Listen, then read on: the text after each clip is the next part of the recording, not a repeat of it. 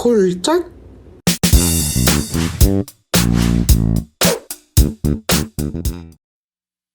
오좋다. 안녕하세요 여러분, 주머니 터피드입니다. 자, 오랜만에 사육 가이드 영상인데요. 오늘의 주제는 바로 화이트 트리프록입니다. 사실 우리나라에서 볼 수 있는 양서류 중에서 개구리의 종류는 엄청 많지는 않기 때문에 지상성 개구리 중에선 팩맨, 관목성 개구리 중에서는 화이트 트리프록이 가장 대중적이죠. 자, 그럼 화이트 트리프록 어떤 녀석들인지 먼저 한번 알아보고 자세한 사육 방법 설명드리도록 하겠습니다. 자, 먼저 화이트 트리프록의 이름에 대해서 한번 알아보겠습니다. 아마 분명 이름이 화이트 트리프록이기 때문에 몸이 하얀색인 개구리 또는 하얀 나무에 사는 개구리라고 생각하실 수 있지만, 이 화이트 트리프록을 처음 발견한 학자의 이름이 존 화이트라는 분이신데 그의 이름을 따 화이트 트리프록으로 명명되었습니다. 몸의 색깔은 사는 지역과 모프에 따라 조금씩 다르지만 보통 연두색에서 녹색 계열의 색을 가지고 있고요. 수많은 흰색 반점으로 이루어져 있습니다. 이름에서 알 수 있듯이 나무 위에 주로 서식하는 관목성 개구리이고요. 사육할 때는 당연히 탈출에 주의하셔야 한다는 점 꼭 잊지 마시길 바랍니다. 자, 화이트 트리프록의 다른 이름은 오스트레일리아 그린 트리프록 이라고도 불리는데요. 그만큼 호주 동북부 지역에 넓게 분포하여 살아가고 있습니다. 그 외에는 동남아시아 뉴기니 지역에서 살아가고 있습니다. 완벽히 습계동물이라고는 볼 수 없지만 우기의 촉촉한 나뭇잎이나 돌틈에서 수분을 보충하는 행동을 보이고, 건조한 환경보다는 다습한 환경과 나무가 있는 지역을 선호하기 때문에 야생에서는 물이 있는 산림 지역이나 주변 민가의 물탱크에서 주로 발견되지만 가끔 비교적 건조한 육상 지역에서도 발견된다고 합니다. 그 이유는 화이트 트리프록의 피부에 있는데요. 보통 습한 환경에 서식하는 양서류들은 건조함과 열에 취약하기 때문에 습한 환경이 유지되지 않는다면 피부가 마르는 것은 물론 다양한 질병에 노출되기 쉬운데요. 화이트 트리프록의 피부는 두터운 큐티클로 덮여져 있어 수분 증발을 조절할 수 있고요. 건조한 환경에서도 점액질을 분비하여 습도를 비교적 잘 유지할 수 있기 때문입니다. 또한 이 점액질은 항바이러스, 항박테리아 성질이 있기 때문에 비교적 질병에 강하다고 알려져 있습니다. 거의 이 정도만 들어보면 픽시프록에 뒤처지지 않는 그런 피지컬을 자랑하는데요. 심지어 화이트 트리프록은 물속에서 주로 서식하지 않는, 즉 아까 말씀드렸다시피 관목성 개구리이지만 앞 발가락과 뒷발가락에 물갈퀴가 조금씩 있어서 물에 있는 모습을 관찰해보면 비교적 수영을 아주 잘합니다. 또한 관목성 개구리답게 발가락 끝에는 접착 및 흡착 능력을 할 수 있는 커다란 부착반이 있기 때문에 쉽게 벽을 기어오를 수 있습니다. 자, 이 정도면 6회, 공 모두 섭렵한 아이언맨 수준입니다. 수명은 사육상에서 평균 15년 정도로 양서류 중에서는 비교적 수명이 길다고 볼 수 있고요. 몸 길이는 11cm 내외까지 자라는 비교적 대형 개구리입니다. 화이트 트리프록의 외모 중 가장 큰 역할을 하는 눈은 크고 동그란 형태를 하고 있으며 미간 끝에 위치합니다. 홍채 부분은 금색을 띠고 있는데 이는 호주 청개구리 속의 특징입니다. 눈 위에는 지방질로 이루어진 둔덕이 있는데 다만 이 둔덕이 너무 커지면 비만이라는 뜻이고, 비만은 수명과 건강에 큰 영향을 미치기 때문에 비만은 피하셔야 합니다. 자, 어쨌든 이런 귀여운 외모와 양서류임에도 불구하고 비교적 강한 생명력 때문에 뜨거운 인기를 한몸에 받고 있는 화이트 트리프록, 이제 사육 방법을 알아보러 한번 가보도록 하겠습니다.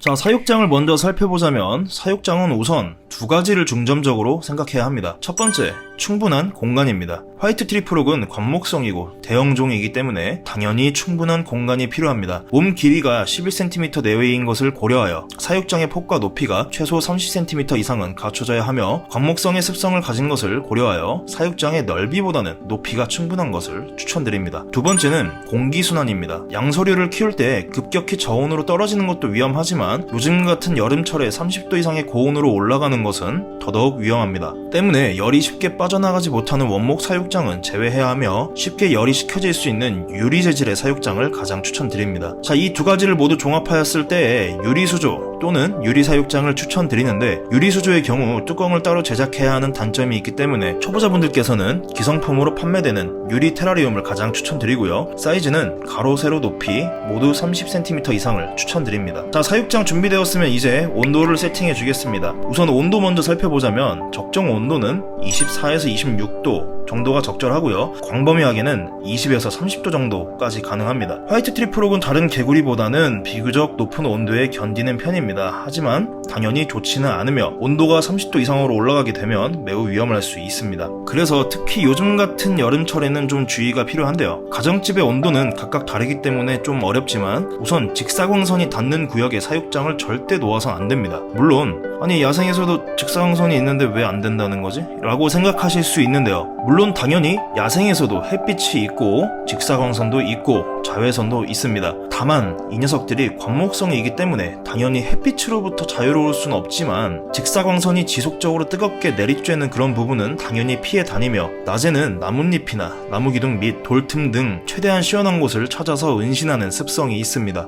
때문에 우리가 화이트 트리프록의 사육장을 직사광선이 있는 곳에 노출시키면 사육장 안에서 어디 도망가지도 못하고 계속 직사광선을 맞다가 피부가 녹아서 화상을 입거나 탈수 증세로 인해서 서서히 말라 죽어가게 됩니다. 그래서 직사광선은 꼭 피해야 한다는 점 꼭 주의하시고요. 여름에도 직사광선이 없는 서늘한 곳에서 사육하신다면 크게 걱정하실 부분은 없으며 집에 주로 사람이 있어서 주기적으로 에어컨을 튼다면 아예 걱정하지 않으셔도 됩니다. 겨울에도 딱히 걱정하실 부분은 없지만 가정집이 아닌 사무실, 작업실 이런 곳에서 키우시는 분들의 경우 온도가 20도, 심지어 15도 밑으로 떨어지신다면 전기장판과 자동온도 조절기를 사용하셔서 23에서 24도 정도는 유지해 주시길 바랍니다. 관목성인 만큼 하부열원보다는 상부열원이 효과적이긴 한데 또 당연히 관목성이기 때문에 항상 높은 곳에 자리 잡고 있고 양서류인 만큼 피부도 매우 약하고 아주 위험합니다. 사용하시려면 사육장 윗면에서 최소 20cm 이상 떨어뜨려 주셔야 하고 너무 건조해지지 않게끔 평소보다 1, 2회 정도 분무량을 늘려주셔야 합니다. 그리고 당연히 항상 주의가 필요합니다. 자, 그리고 이제 화이트 트리프록에게 UVB가 필요한가? 에 대한 생각이 들 수 있는데요. 원래는 UVB를 설치하는 것이 맞습니다. 심지어 해외 전문가들 사이에서는 완전히 지상성인 다트프록이나 팩맨들도 많은 양은 아니어도 어쩔 수 없이 빛에 노출이 되기 때문에 저절로 자외선으로 인해 비타민 D3가 합성이 되고 그렇기 때문에 사육상에서도 소량의 비타민 D3가 필요하다는 말이 있는데요. 심지어 관목성인 화이트 트리프록은 더 많이 자외선에 노출이 되며 화이트 트리프록에게는 비타민 D3가 뼈 구조와 성장에 매우 중요한 역할을 하며 다른 양서류에 비해 MBD에 매우 취약한 편이기 때문에 MBD 예방을 위해서도 매우 중요합니다. 그래서 UVB를 사용하면 좋은데 당연히 일반 주행성 동물들에게 사용하는 10에서 15%의 UVB는 사용하면 안 되고 이런 5에서 6% 정도의 UVB 램프 사용을 추천드리는데요. 솔직히 꼭 필수로 사용하시라고 말씀은 못 드리겠고요. 사용하시는 것이 개체들의 건강에 좋습니다. 자, 이제 습도와 바닥재에 대해서 알아보겠습니다. 자, 바닥재는 간단합니다. 인조바닥재와 천연바닥재 두 가지로 나뉘어지는데요. 둘 다 아무 문제 없고 좋습니다. 상황에 따라 다를 뿐인데요. 나는 화이트 트리프록이 너무 귀엽고 좋아서 키우는 거지 사육장 자체의 디스플레이는 딱히 필요 없다.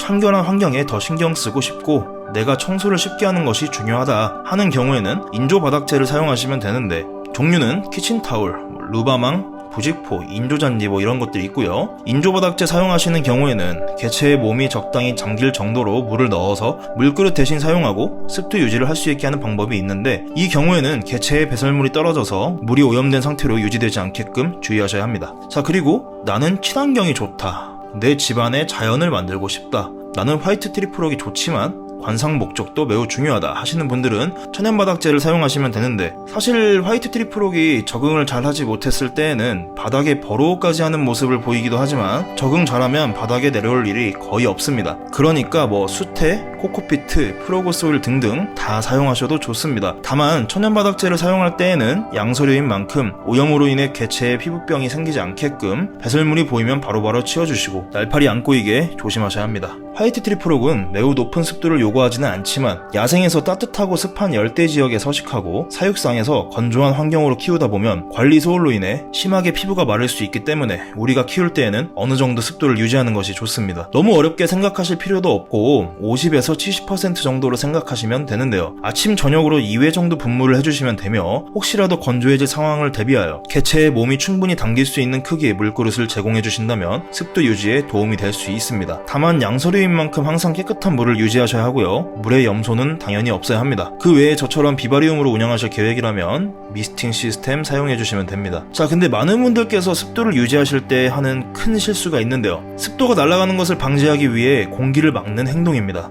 습도 증발을 막기 위해 공기순환까지 막아버리게 되면 새로운 공기가 유입되지 못하고 사육장 내의 습도만 계속 머물게 되기 때문에 사육장 내에서 기생충이 생기거나 곰팡이가 생기게 되며 특히 양서류의 경우 피부 호흡도 하기 때문에 갇혀져 있는 공기는 매우 위험합니다. 화이트 트리플록은 피부가 완전히 마르지 않을 정도만 되어도 충분하니까 그 정도만 유지해주시면 되고요. 자, 다음은 장식품에 대해서 알아보겠습니다. 화이트 트리플록의 경우 장식품이 아주 중요한 역할을 합니다. 그 이유는 당연히 관목성 동물이기 때문인데요. 물론 개체들이 유리벽에 붙어 있어도 크레처럼 FTS 같은 질병이 생기지 않기 때문에 큰 문제는 없지만 유리는 사면으로만 이루어져 있기 때문에 정작 중요한 사육장 중심부는 활용할 수 없게 됩니다. 때문에 개체들이 사육장을 전체적으로 쉽게 움직일 수 있게끔 세팅하는 것이 중요한데요. 다양한 종류들이 있지만 가장 추천드리는 것은 사육장 윗부분까지 닿을 수 있는 가지 유목과 코르코 튜브를 가장 추천드립니다. 주의하실 점은 너무 빼곡히 채워서 개체들을 찾지 못하면 개체들의 건강을 체크할 수도 없고 관리 소홀로 이어질 수 있으며 청소하기도 어렵고 하기 때문에 적당히, 역시 뭐든지 적당히가 중요합니다. 사육사의 눈에 보이지 않는 구역이 있다면 관리가 어렵기 때문에 사육장 내의 모든 곳을 관찰할 수 있을 정도로만 세팅해주시면 됩니다. 자, 그리고 이제 선택사항이지만 꼭 추천드리고 싶은 것은 사육장 내에 식물이 있는 것입니다. 식물이 있다면 사육장 내의 공기 정화는 물론 적절한 습도 유지도 가능하며 개체들에게 안정감을 줄 수 있기 때문에 저는 양소를 키울 땐 무조건 식물을 사용합니다. 자, 다음은 먹이입니다. 화이트 트리플록은 25,000% 육식동물입니다. 야생에서는 다양한 나방, 소형 곤충, 물고기, 자신보다 작은 양서류, 작은 포유류까지 섭취하지만 사육할 때에는 귀뚜라미를 주식으로 하시면 되며 밀웜은 고지방이기 때문에 가끔 귀뚜라미가 없을 때 급여하거나 개체가 좀 마른 상태라면 정상 체중으로 살을 찌우기 위해 급여할 수 있습니다. 먹이 급여는 하루 또는 이틀에 1회 급여하시면 되는데요. 원래 먹던 먹이만큼은 반응이 정말 좋은 애들이라서 주는 대로 다 받아 먹습니다. 때문에 비만 방지를 위해 10분 이내에 먹을 수 있는 양을 급여하시는 게 좋고요. 머리 크기보다 큰 먹이는 급여하시면 안 됩니다. 그리고 핑키는 가끔 영양식으로 급여하셔도 되기는 한데 그냥 굳이 핑키를 급여해야 할 이유는 딱히 없습니다. 더스팅의 경우 뼈 성장을 위해 칼슘제를 일주일에 1에서 2회 정도 더스팅하는 것이 좋은데 UVB를 사용하신다면 비타민 D3가 포함되지 않은 기본 칼슘제를 급여하시면 되고요. UVB를 사용하지 않으신다면 비타민 D3가 포함된 칼슘제와 포함되지 않은 칼슘제를 번갈아 가면서 급여하시면 됩니다. 자, 마지막으로 양서류를 핸들링할 때에는 항상 손을 청결하게 한 상태로 해야 하며 개체의 화상 방지를 위해 손에 물을 묻힌 상태로 핸들링 하시기를 권장드립니다. 저는 더 유익한 영상으로 찾아뵙도록 하겠습니다. 오구만입니다.